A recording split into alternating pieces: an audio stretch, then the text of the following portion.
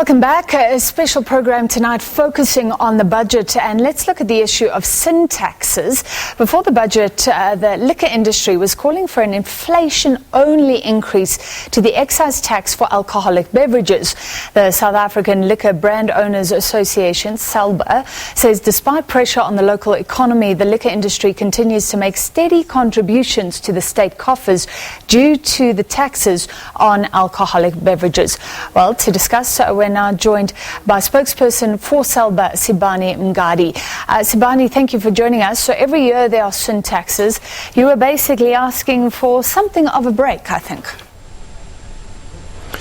Yes, Francis, good evening. Certainly in difficult economic times like we find ourselves in, there is temptation to go for industries that are performing relatively well against their revenue contribution targets. In our case, we had the revenue contribution targets through the excise tax of 24.5 billion. That is for 2019, and we performed very well against that. And we believe that to keep that sustainable, rather let's have an inflation-only adjustment, and that was applied, and we very much welcome the decision taken by the Minister in this regard. All right, well, let's listen to what the Minister had to say around sin taxes today. From today,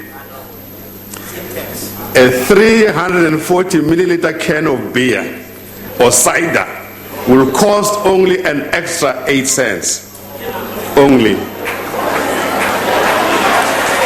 A 750 milliliter bottle of wine will cost only an extra 14 cents. A 750 milliliter bottle of sparkling wine, Minister Mbalula, will only cost an extra 61 cents. A bottle of 750 milliliter spirits, including whiskey, gin, or vodka, will rise by R2.89. A packet of 20 cigarettes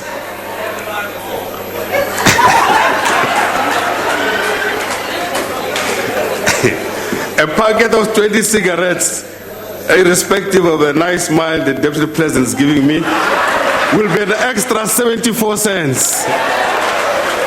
A 25 gram of piped tobacco, with due respect to some retired people, will cost 40 cents more. A 23 gram cigar will cost an extra R6.73.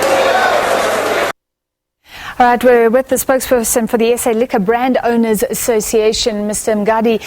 You say you welcome those increases because basically they're in line with inflation. Yes, if we estimate that the projected inflation is 4.5%, all the three categories, maybe to clarify, although the numbers may be different for beer, wine and spirits, but if you equate them against the ABV, which is alcohol by volume, they come down to 4.4% across all of those three categories, which we think really it's good because all the categories of alcohol are beginning to be treated much more in an equitable way. But also the increase, what is probably more important for the South African economy, is that the inflation-only adjustment begins to pull us back into the policy framework that we agreed on with Treasury in terms of how much we need to contribute adjusted annually over time.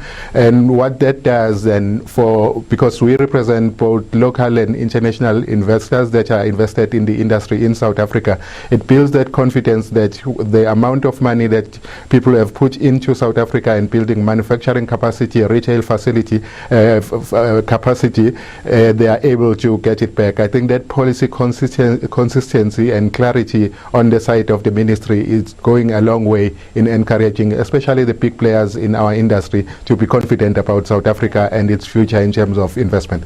Tell us why you lobby generally against taxes, sin taxes that are too high. A lot of South Africans would think, well, let's tax the sinners, not the healthy, maybe an easy way to bring in revenue. Why do you say if those go pushed too high, it's damaging for the economy? Maybe let's start from the beginning. As an industry, we accept that there is responsibility to pay a certain amount of excise tax to partly compensate for some of the externalities that are caused by, especially inappropriate use of alcohol. In principle, that is fine, but then taxes need to be fair and equitable. So if you look at, say, using a bottle of spirit that the minister spoke about, a 750 milliliter bottle, we pay about 65 rand. So that's the base at which we think it's a reasonable amount of money that we pay. It's about 48% of the average price of those products, and it's a sufficient contribution then in return for whatever the difficulties that might be caused by inappropriate use of alcohol. And in that way, we are able to support the growth of South African economy. That's the 24 billion, by the way, is just on the excise tax. We also, like all our companies, pay corporate tax. We employ thousands of people in South Africa from primary level in terms of agriculture, production, primary production, retail and marketing.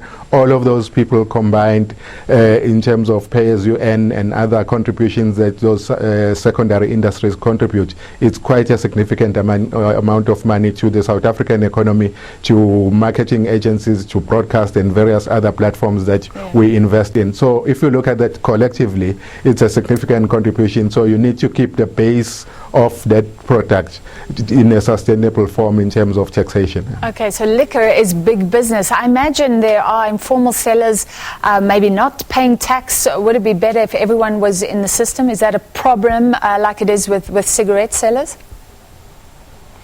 Yes, that is a problem, and that's probably one of the things we appreciate from the statement of the minister, is that focus on corruption and tax evasion. We believe that it's an area that we need to really focus on. We estimate as an industry that we probably lose about 6 billion rand. This is as a result of products that are produced here for mainly export purposes, and they do not leave South Africa and therefore get sold without paying taxes. And of course, there are others which are produced in backyards and so on. So we really, as an industry, would like to work with the South African Receiver of Revenue and law enforcement agencies to close that leakage in the revenue, to make sure that at least government maximize the amount of money collected as a result of production and sale of alcohol in South Africa.